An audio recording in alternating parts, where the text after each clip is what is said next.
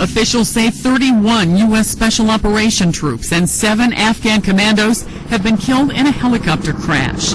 AP sources say the majority of those killed were from Navy SEAL Team 6. Officials say the helicopter was apparently shot down by insurgents in the eastern part of the country. It is the single deadliest incident for U.S. forces during the decade-long war.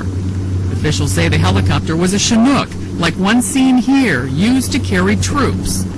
President Barack Obama says the deaths are a reminder of the extraordinary price the U.S. military is paying in Afghanistan.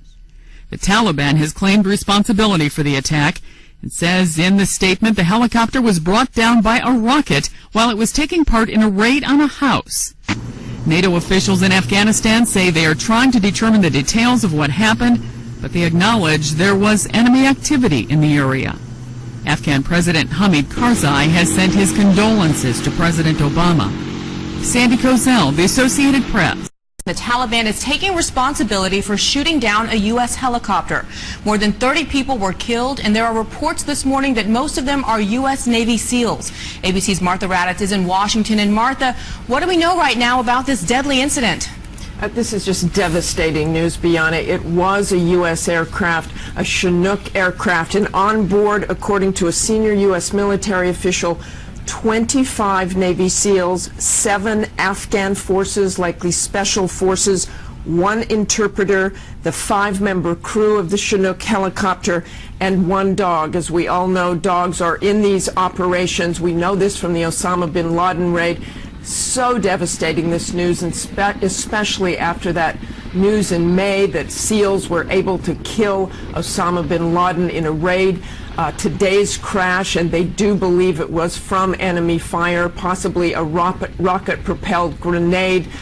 They believe it was shot down right after an operation. This was in Wardak province. Now, I also want to add that the first person to say these were U.S. Special Operations Forces was Hamid Karzai, the president of Afghanistan.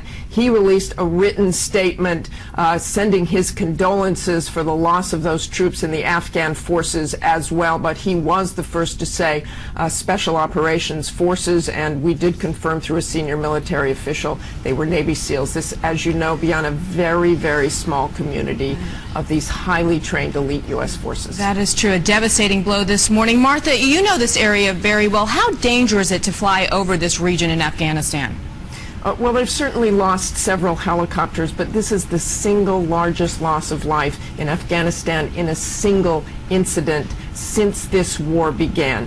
Helicopters are hit fairly often, but they're usually much smaller helicopters. Again, this is how you transport SEALs. This is how you transport troops in these large Chinook helicopters. You're really kind of squeezed in. These helicopters are the kind that open from the back so the troops can get out and in. All right, a devastating story, huge loss of life. Martha, we appreciate you waking up early this morning for us.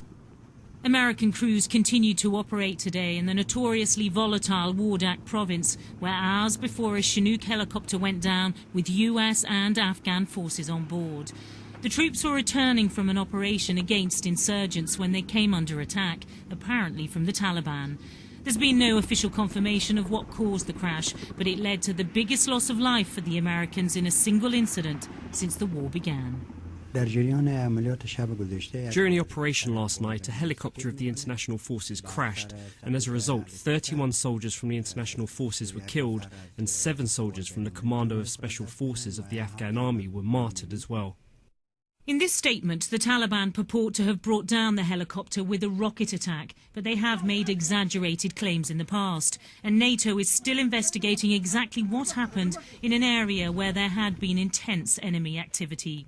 The 31 American troops were all special forces working alongside Afghan soldiers, and President Hamid Karzai sent his condolences to Barack Obama, who in turn expressed gratitude to all who died. My thoughts and prayers go out to the families and loved ones of the Americans who were lost earlier today in Afghanistan. Their deaths are a reminder of the extraordinary sacrifices made by the men and women of our military. We also mourn the Afghans who died alongside our troops in pursuit of a more peaceful and hopeful future for their country. Aircraft crashes are not unusual in a country where poor security and difficult terrain make air travel a necessity for international forces. 6 years ago, 16 American troops were killed when a helicopter went down in eastern Kunar province after apparently being hit by a rocket-propelled grenade. But the sheer number of US casualties from this latest attack is certain to increase the pressure at home to pull troops out sooner. Michelle Clifford, Sky News.